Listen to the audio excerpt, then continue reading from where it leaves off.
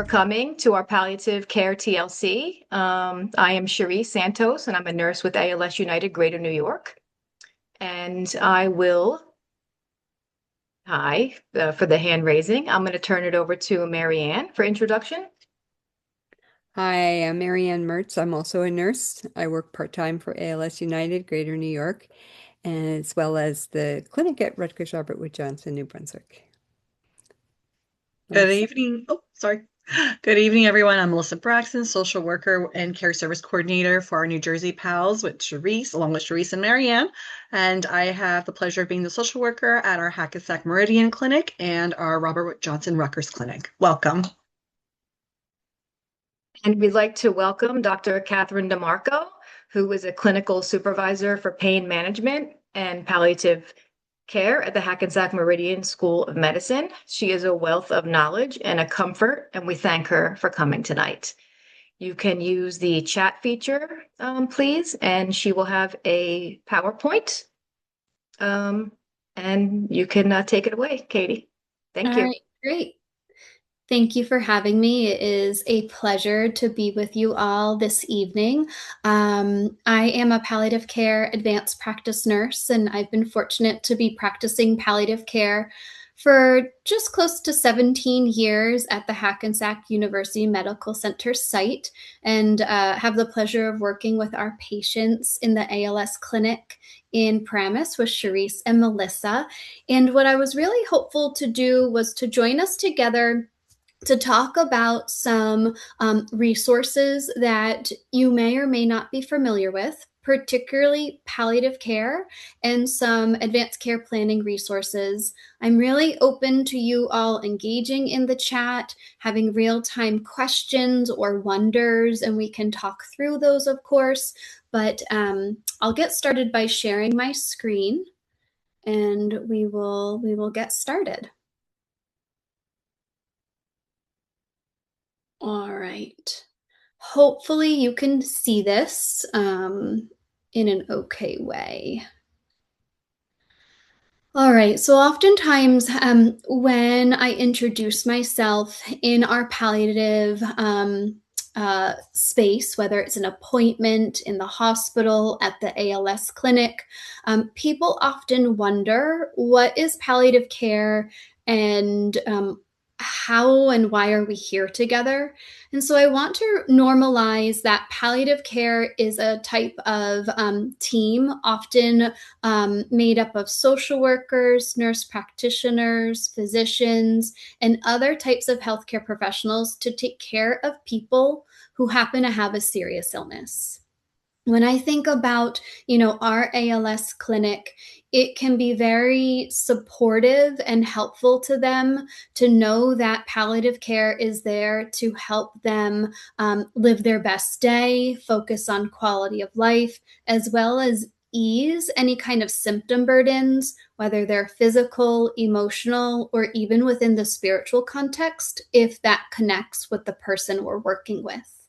We are absolutely a collaborative and communicative type of role.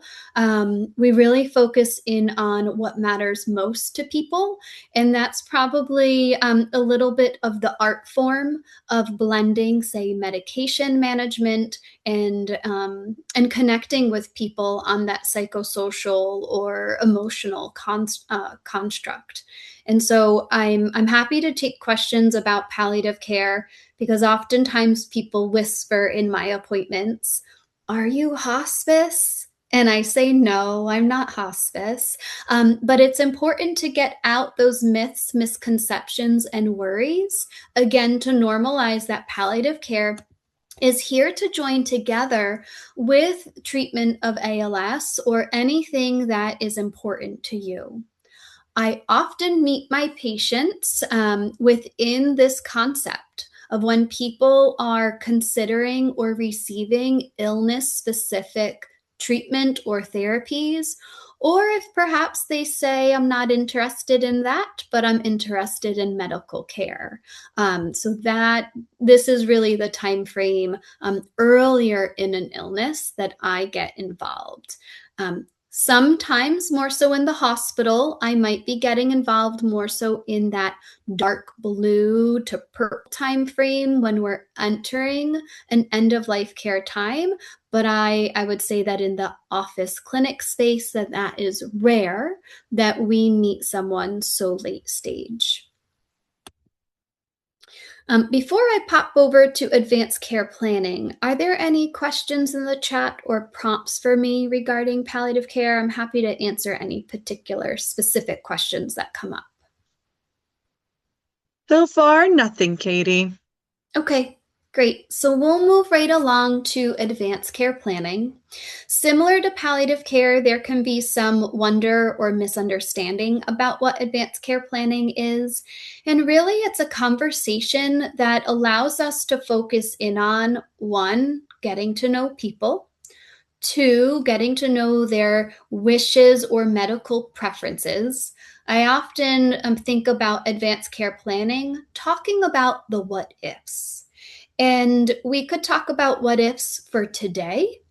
You know, what if there was a fire in my home? What do we do? That is relevant. That's part of advanced care planning in an emergency management construct. Or we could talk about what if I take ALS medicine like Radicava or such, and what are the benefits, risks, and burdens? Another common what if could be, you know, what if my swallow changes? And what are my thoughts or preferences about alternative ways of receiving nutrition, like a feeding tube? We can go into all sorts of directions regarding advanced care planning because it is literally a conversation. And sometimes the conversation is with yourself, so that internal one. Sometimes the conversation is with you and your loved ones or chosen family. Sometimes you're expanding the conversation to your caregivers or your social support circle. And then oftentimes healthcare professionals, whether it's your ALS clinic or palliative care in specific, we might inquire and ask you, have you ever considered what your medical preferences are or what your wishes are? These are very personalized conversations. I encourage you to lean on us from a perspective of there's no one right way on how to have this conversation other than let's establish safety for you, knowing that this can be vulnerable as you're really talking about your inner thoughts. And so I do encourage you, whether it's now or even after this session, to consider kind of your readiness of talking to yourself or others about what matters most.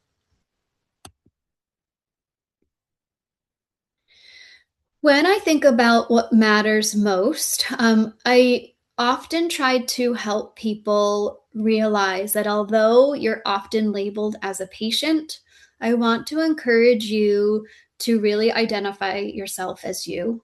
And I know that might sound really simple or confusing within the construct of medicine or healthcare, but we really want to move forward and decloak the role of the patient and say, you are a person who happens to have a serious illness.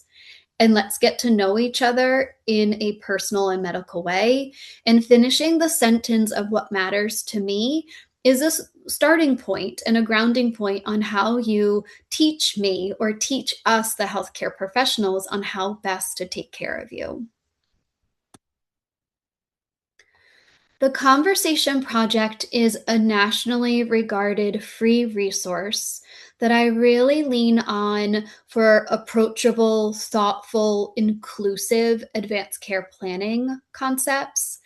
And I have the website here that is linked in case you want access, to this information after today's discussion. But it's more so the What Matters to Me workbook that I thought that we could go over, visualize it together. You could see the prompts, as it can be very helpful whether you are someone living with ALS or a caregiver or loved one within someone who has ALS. So at this point, with this prompt in mind, I'll go ahead and stop the slide deck, and I want to transition over to the website itself. I'm not formally, part of the conversation project. I've just been working with them professionally to support my patients.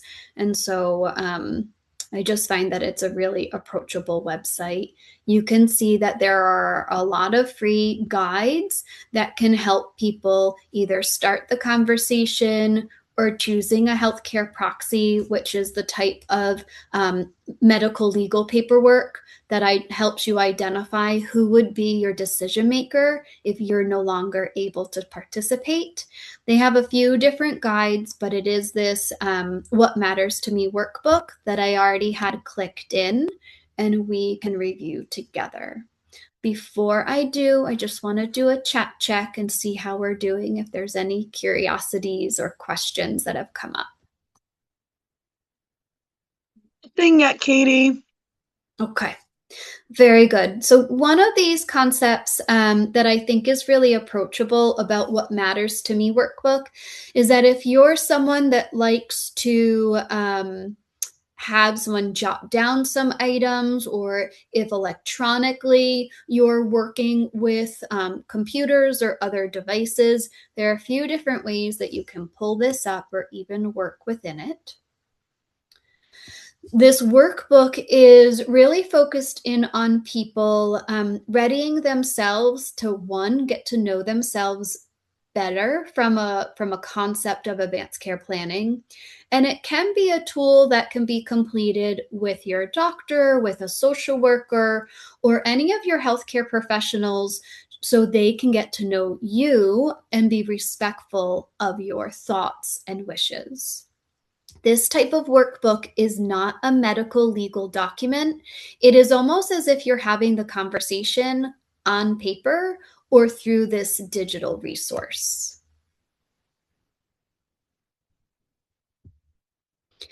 When caregivers look over this type of resource, you might want to think about it from a perspective of not your voice, not your perspective, but if, say, so-and-so, my sister who has ALS, is sitting next to me and able to communicate, what do I imagine she would tell me? So we always want to lead with the person in mind who is living with a serious illness. This type of resource does not need to be filled out in any particular way. For example, sometimes my patients will pick and choose the prompts that feel right for them, and sometimes they skip ones that are feeling too burdensome or they're uncertain of. They end up being a more reflective or contemplative thought process. And so the good thing about this type of resource is that there's no agenda. There's no homework to be assigned. And so I want you to kind of think about this as a support guide, not pressure. When you start off with this workbook, you can even be reflective on basic things. For example, what do I understand about my health or about my ALS diagnosis right now? And that can be a great starting point. So if you were to share it with, your doctor or your care team in some kind, if you did fill it out, they could look on that and say, you're absolutely right. And they could reinforce, your knowledge and your thought process. Or if there's something that they feel they could supplement or help you understand better, then that's almost like a prompt for them to lean in and share more information if you'd like to hear it. I love this area about me because this is really where personhood shines through. Everyone has a good day or a bad day. Everyone has good sleep or bad sleep, depending upon, what stage of life and what stage of illness we're living in. So when we think about what makes us feel joyful or connected to a good day, these things can be really illuminating for the healthcare professional team or even private caregivers that are just getting to know you. Identifying what a hard day looks like or feels like can also be really helpful and even help protect you from a perspective of wanting to bolster and, if possible, prevent the harder part of hard days, or just validate, okay, we're having a hard day, and kind of having that affirmation and partnership that you're not alone.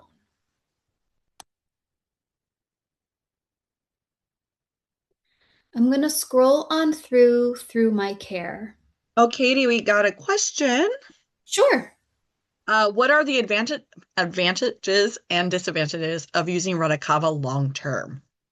You know, it's a thoughtful question. And I think that when we use medications such as Radicava, there's almost as if there needs to be a conversation with your ALS neurologist to identify what is the benefit likely for you as you continue to take it. I think that that's really important as every single patient is so different.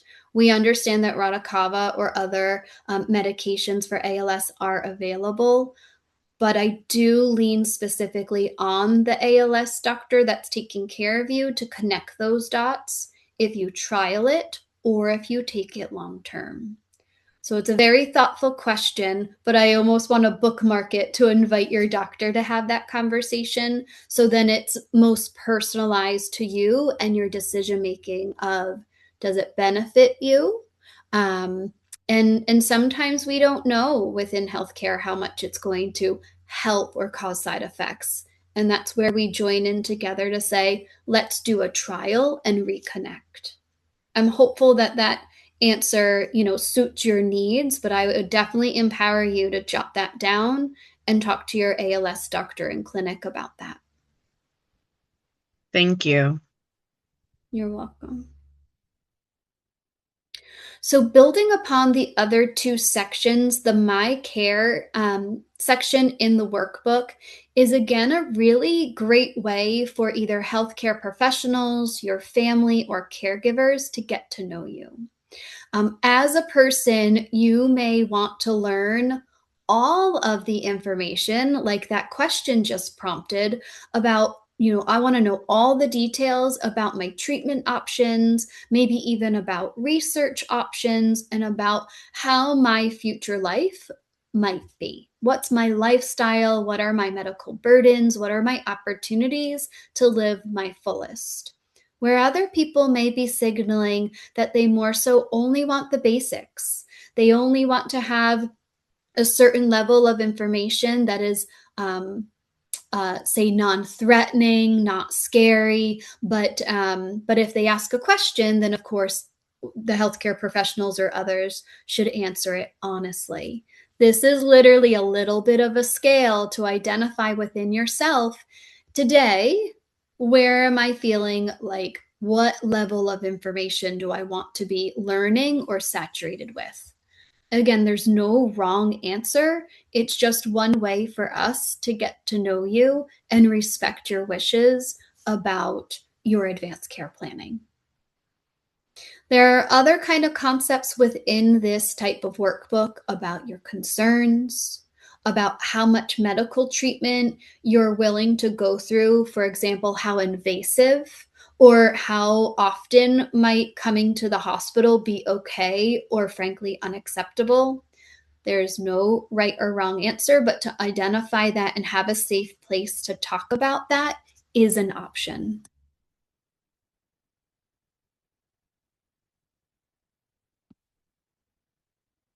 Okay. Moving right along in the workbook, this is an area to build upon more details. This is an area that you can let people know what is important to you. For example, a particular spiritual framework or religion might be important to you, and that also might be a support or a coping strategy. It might be just part of the fabric of your lifestyle, your beliefs, your culture. These things are important. So then healthcare professionals and others getting to know you don't overstep or assume. It's really important that we as healthcare professionals and others come in with an open mind to understand what your biggest worries are, what your strengths are, what your family or caregiver construct is. How are things working? So then we can lean on strengths during difficult times, and then also brainstorm about how might we adapt together and what resources might be most helpful when our body starts to change. I always like to also highlight the aspect of life and joy and meaning making. There is someone that comes to mind right now that is really looking forward to their second grandchild being born in the next several weeks. And there's another milestone of a particular graduation that's coming up. And just having the opportunity to share those excitements and those milestones can be really meaningful. They are a way that we can kind of concretely reflect on we're living, even though it might feel like we're living differently than we anticipated with having an ALS diagnosis. It is meaningful to find connection, and that connection can be so different. I usually laugh when I see this concept. As long as I can eat ice cream and watch football on TV, like, I'm good. I had someone once tell me that they love Thanksgiving like meals so much that as long as they could have a Thanksgiving meal once a week, that brought them joy, and that brought them a sense of meaning. And so we made arrangements for that with their loved ones. And even when they came into the hospital, ensuring that we were able to continue that tradition. Those rituals or activities, no matter how big, how small, are important to imagine about. And healthcare professionals and your caregivers are often open to trying to support you in having that sense of joy and experience. Katie, we have a couple questions for you. Sure. Do you want me to, or wait? It's up to you. Yeah, no, go ahead. Okay, so we have someone who is asking about if a patient has bulbar, how would the workbook benefit them?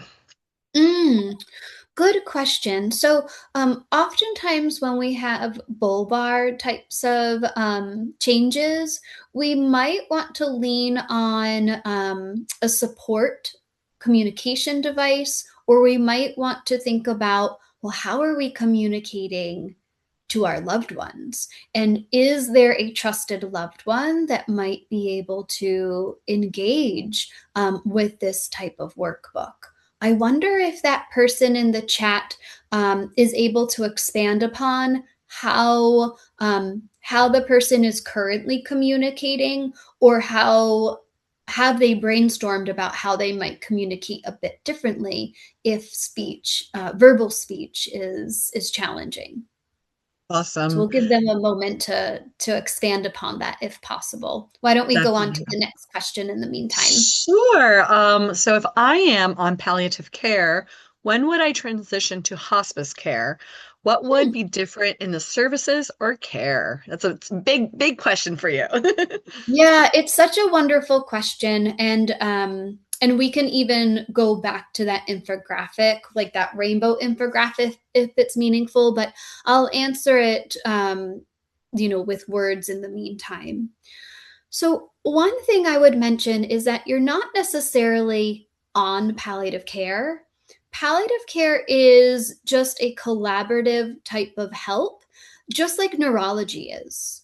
And so you don't necessarily have to sign paperwork or consent in a formal way.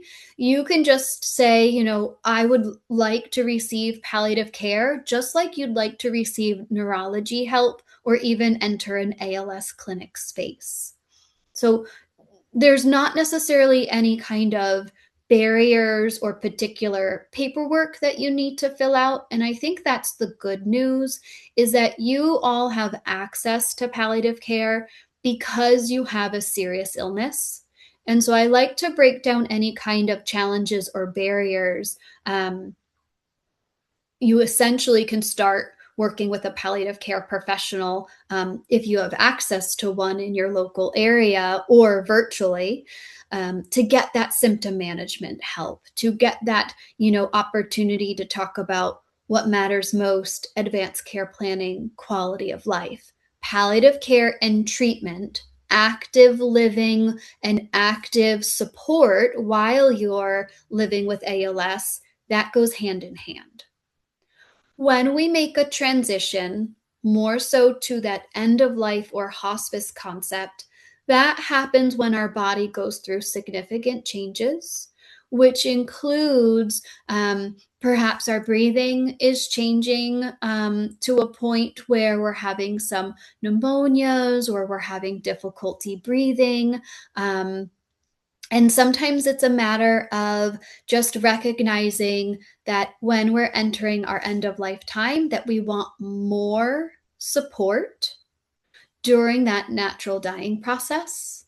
Hospice is a national program, and it is something that we have written consent. So we literally sign our name, I, Katie DeMarco, would like to consent for hospice for supportive and a natural dying process. The hospice services that we have in this nation are pretty comprehensive.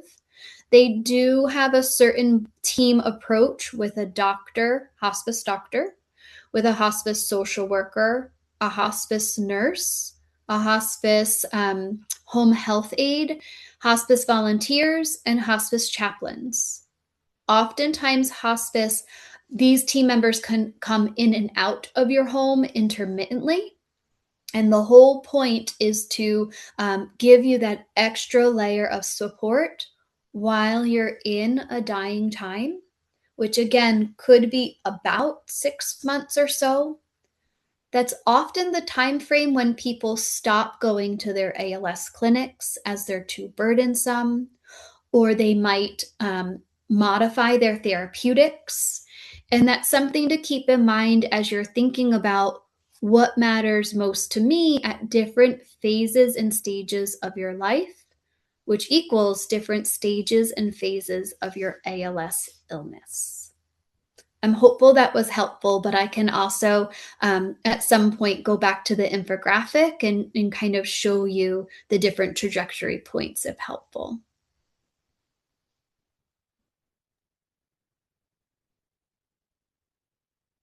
No one has answered for that about going back to the graph, but if you want, that'd be really beneficial, I feel. Okay, sure. So this is the area where we're often in seeing a neurologist or an ALS clinic of some kind. And this is when everyone's diagnosed at a different time, but this is oftentimes upon diagnosis. People have access to palliative care at different times. I'm integrated into our ALS clinic, so I see all of the ALS and motor neuron patients that come into our clinic.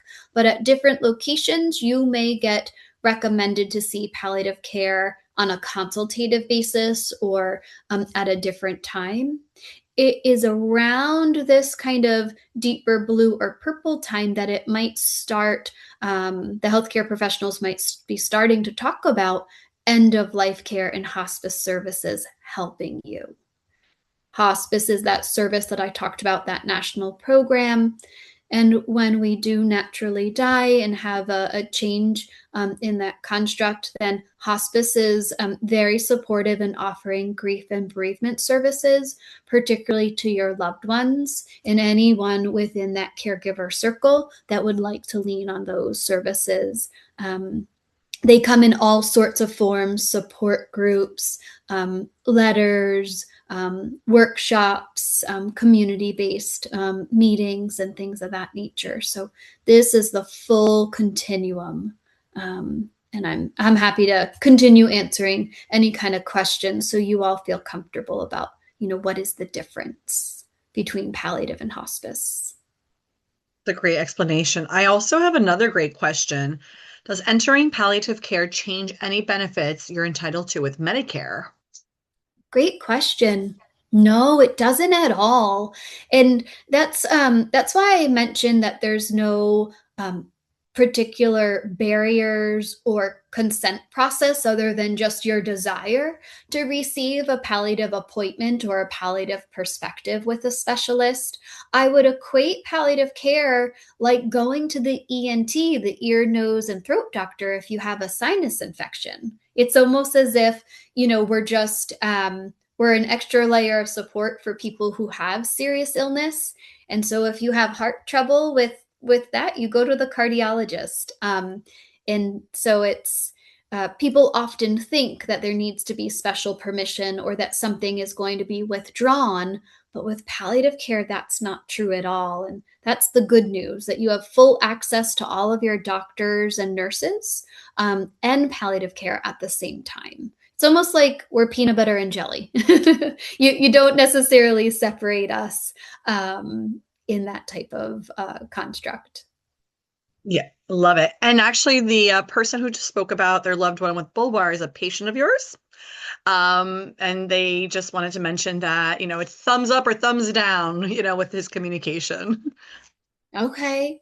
Yeah. So when we work with a thumbs up, thumbs down, and I'll go back to the workbook just so we can be a little bit more specific, I'll give an example of how we could use thumbs up, thumbs down. Let's look at the hopes that we have in front of us.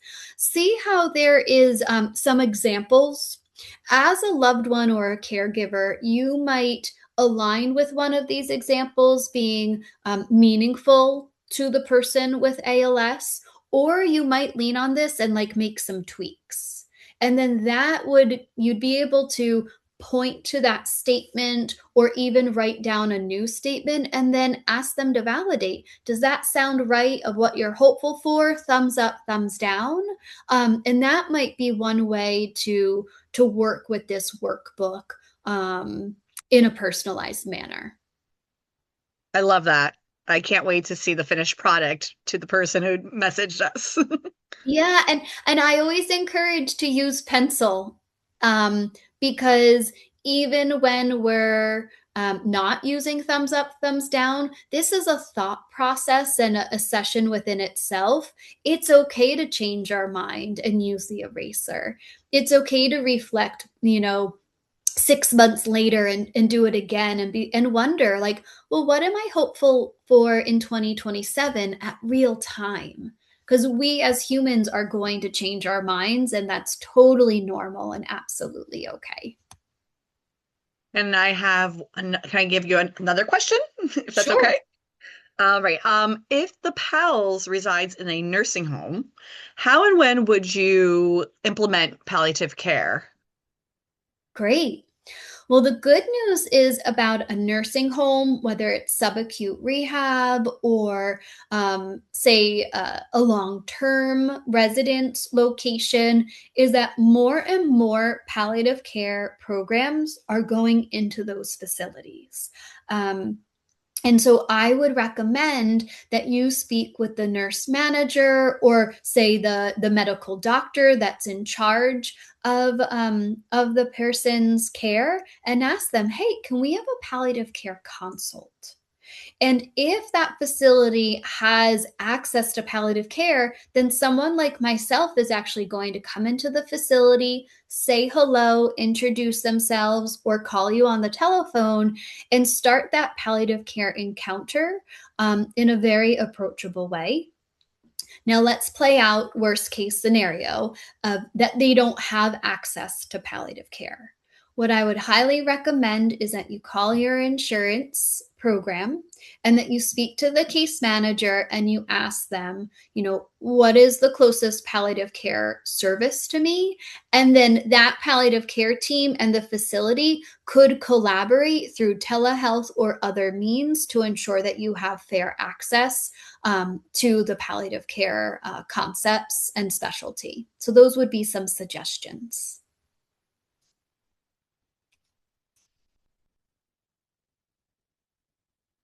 Thank you, Katie.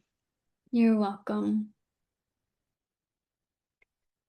When we're moving along through this workbook, this particular prompt of what questions do I have for my healthcare team, I think that this can be so thoughtful about, what do you want to bring to us? I'm probably, one of the things I might be known for in my appointments is that I will ask people, like, what's on your mind? What's on your checklist? What's in your notebook that you want to ensure is addressed today? And even if it's not something for me, perhaps it's a question for the occupational therapist, I always try to make sure that people feel validated, that their questions and their intentions of what they want help with is meaningful.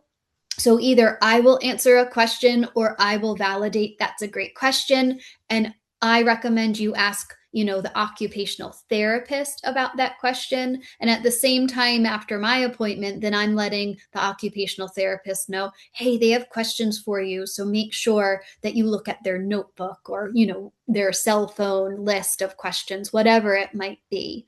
So whether it's real time or if you're preparing, always feel safe and open to ask your clinical questions or your what if questions to your healthcare team.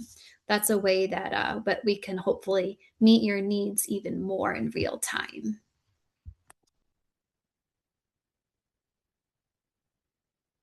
All right, so the my people part is where you're thinking on who your safe caregivers are. When I say safe, I mean not only physically, but I also mean like that emotional or psychological construct of, who can you be yourself around? Sometimes we are not able to get dressed the way that we want to, or sometimes our bodies are in positions that feel vulnerable. And so identifying the key family members or friends or other types of people that you want to make a relationship with or highlight that they're important, then these are people that you could jot down. These are people that we can put in your medical chart to identify who is the doctor and the nurse and the social worker able to talk to, and frankly, who's important to you, but we don't have permission to talk about medical information. That's called HIPAA. That might sound familiar, but it's important that healthcare professionals have that guidance from you. So then by accident, we don't disrespect your wishes, that we don't overshare, also so then we don't undershare. This information or this workbook could also be really helpful for some of your caregiver circle or your people to know what matters most, to know what role they have in your life and in your well-being. And so for them to look over this, if you feel comfortable, or even for you to pick out some information like, oh, this is my palliative care social worker, you may call them and they know that they can talk to you. These are suggestions on what you could jot down and share with your loved ones or chosen family. So this is where we'll land and continue to open it up for Q&A as far as next steps. There's no right or wrong, with the next step. I think you all have done a great step of joining in tonight and for us to get to know each other, for you to get to know palliative care in general. And I really feel fortunate to work with the ALS chapter. They're a great resource. I'll tell you that I contact Melissa and Charisse to double check myself and to lean on them for specialty answers. And so, we're here as a community to uplift each other and help each other.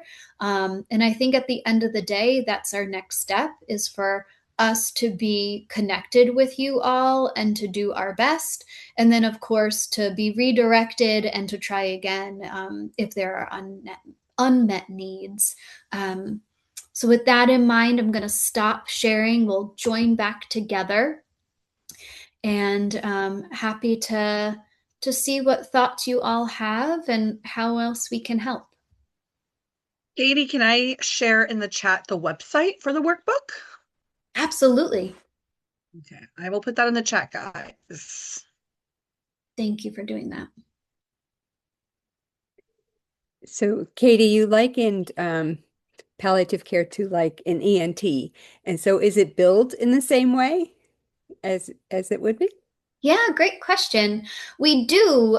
We bill just like any other appointment directly to your insurance. Medicare and I would say most private insurances cover palliative care just with a regular copay, similar to other specialties. And so it's very synonymous with what you would expect. You go to an appointment, you have a visit, there might be a copay if that's aligned with your insurance. And we write medical notes, identifying what we talked about, what your palliative care plan is. And oftentimes patients have open access to their medical chart where you would see the note as well. Great question. Sorry, Katie, I thought I had it bookmarked. Can you Oh, that's tell me? okay. I'll do it. Okay. I'll do the whole website of the conversation project just so people can explore, beyond just the workbook that I showed.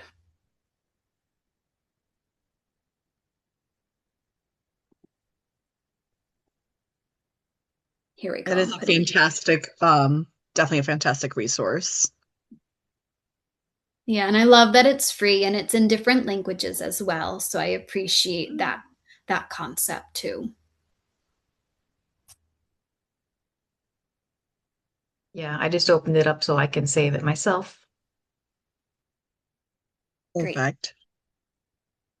So there's like there's the question and answer chat and there's just the webinar chat. So Katie posted it on the webinar chat, just letting everyone know. Oh, sorry about that. No, that's perfect. It's perfect. It's okay. Okay. Yeah, it popped up right away. No worries. Okay, great.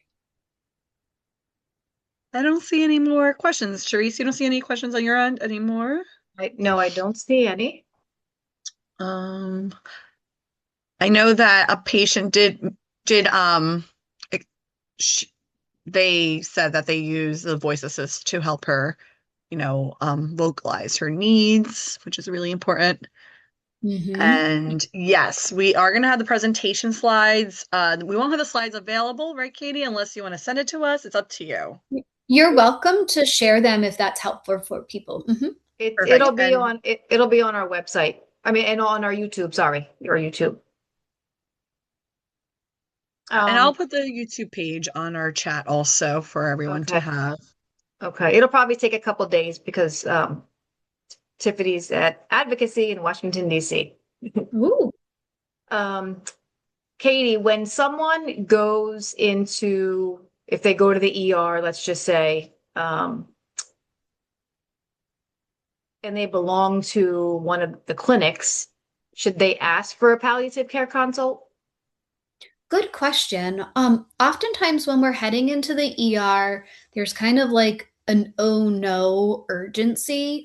Oftentimes it could be breathing or something just not feeling right. Sometimes people go in with really difficult constipation and need some extra help, or perhaps their peg tube has gone awry and out of dodge and they need help in that regard.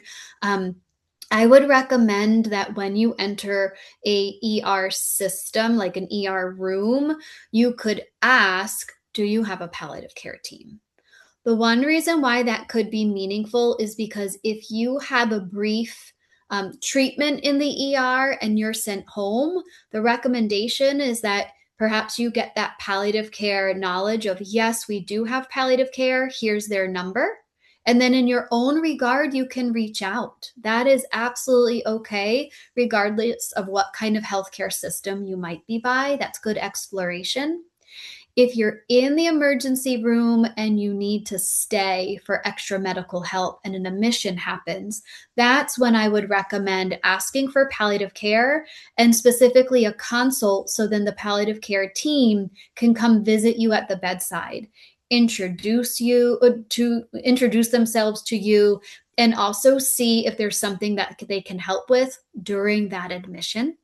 That way you get to establish rapport and also explore, can I continue palliative care appointments after the hospital? What are my resources? What are my options?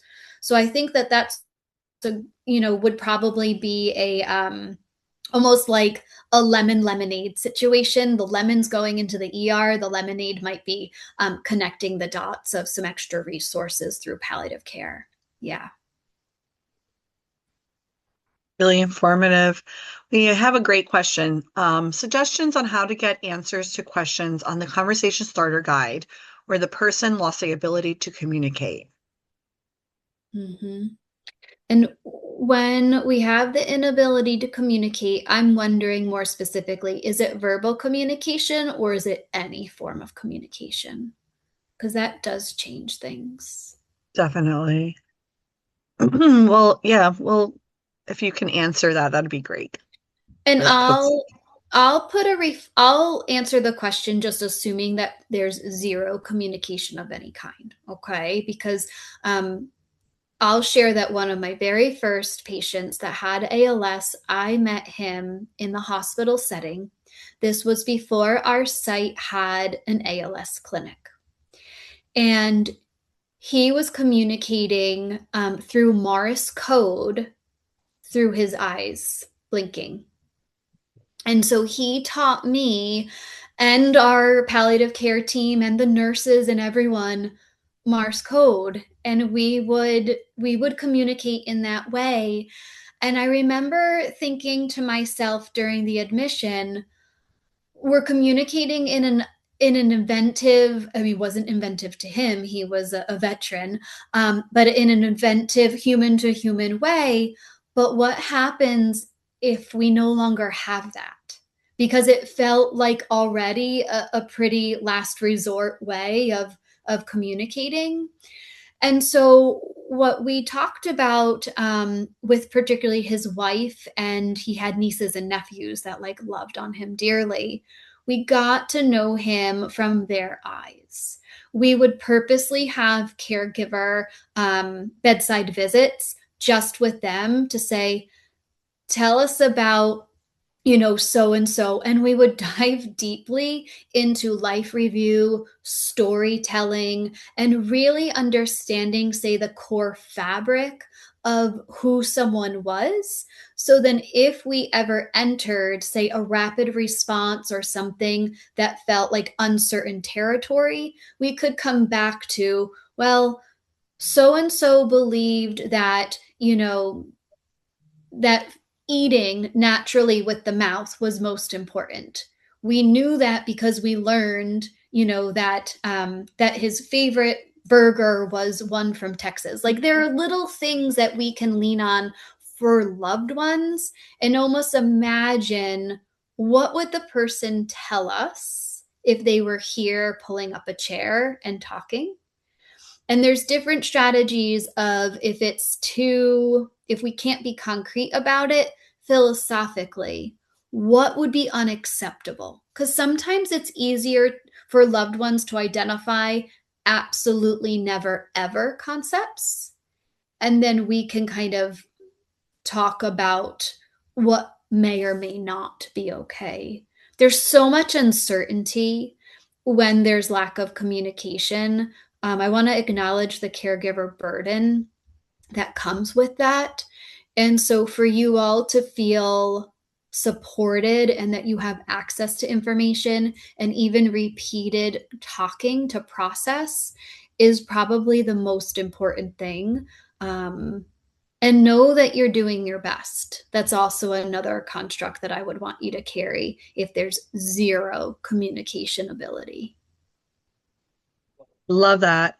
As they just said, lost all communication, they responded. Yeah.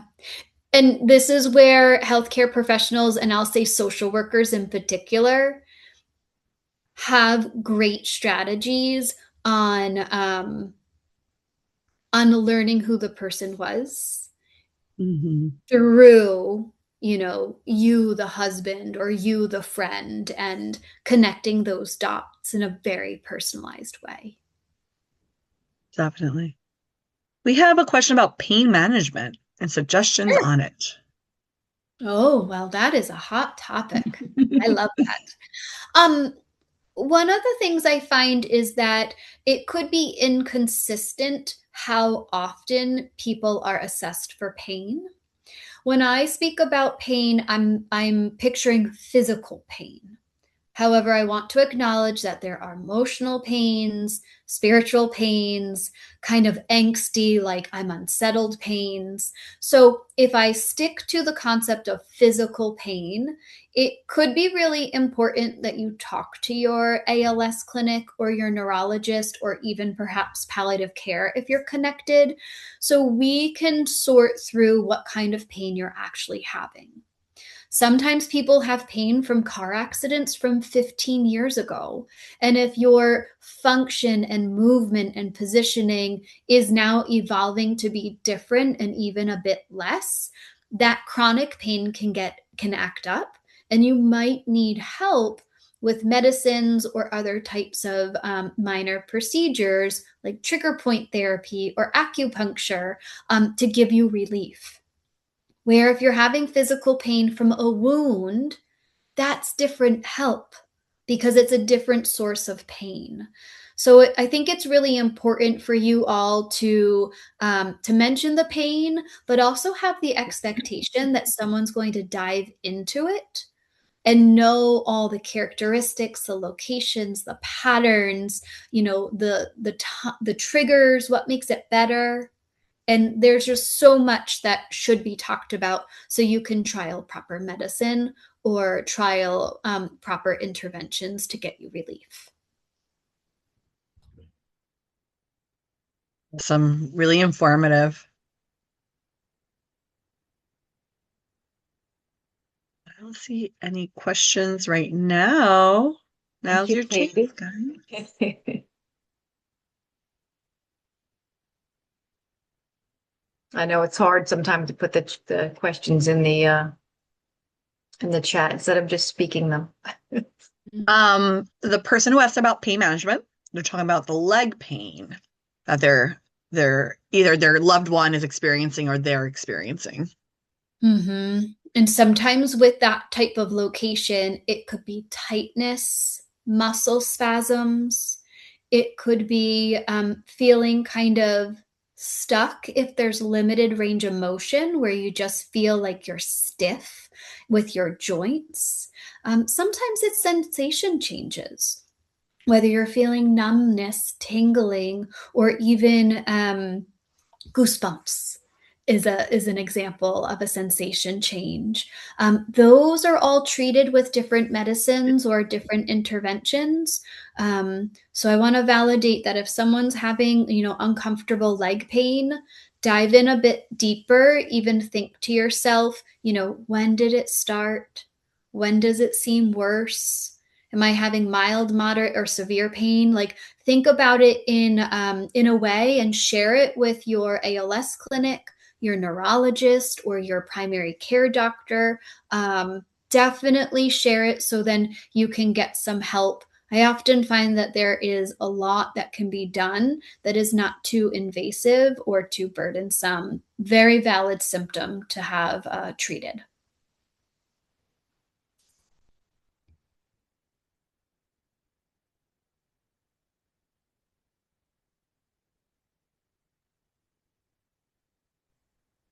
Any additional questions?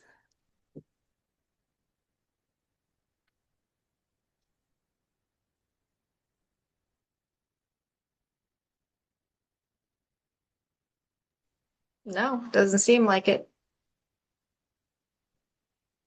Oh, you're muted, Melissa. I just said it. We have a quiet crowd today. Yeah, that's okay. It could be it's a subject that people still, after all these years, takes to wrap your head around the differences and Yeah. yeah. And I think the great thing is that having ALS United be such a champion and knowledgeable in palliative care resources, if a question pops up, feel free to lean on them. And I'm just a call away if some navigation or support is needed. And Google is a master of search engines and has great palliative care resources too. There's literally a website called getpalliativecare.org, and that can be very constructive to know what kind of palliative care resources are available in your local community. So there are a few different ways that you can engage with palliative care, even beyond tonight.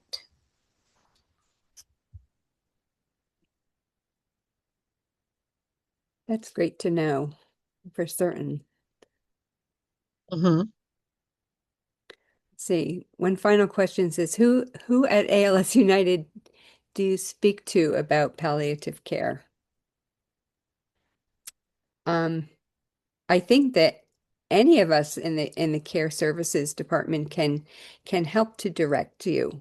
We're not palliative care specialists, but we can certainly help to direct.